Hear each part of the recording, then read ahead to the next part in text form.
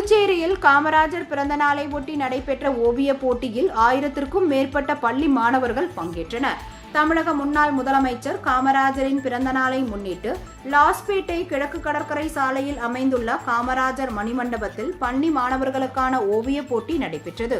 இதில் 2ஆம் வகுப்பு வரை பயிலும் மாணவர்களுக்கு வண்ணம் தீட்டுதல், 5ஆம் வகுப்பு வரை பயிலும் மாணவர்கள் இயற்கை காட்சி அல்லது மழைநீர் சேமிப்பு, 8ஆம் வகுப்பு வரை பயிலும் மாணவர்களுக்கு சுற்றுச்சூழல் பாதுகாப்பு, 12ஆம் வகுப்பு வரை பயிலும் மாணவர்களுக்கு காமராஜரின் உருவப்படம் அல்லது கல்வி சிறப்பு வரைதல் என பல்வேறு தலைப்புகளில் ஓவிய போட்டி அறிவிக்கப்பட்டிருந்தது.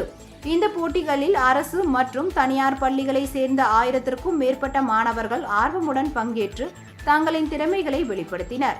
இதனைத் தொடர்ந்து நடைபெற்ற நிகழ்ச்சியில் முதலமைச்சர் ரங்கசாமி கலந்து கொண்டு ஓவிய போட்டியில் கலந்து கொண்ட மாணவர்களுக்கு சான்றிதழ்களை வழங்கி பாராட்டினார்.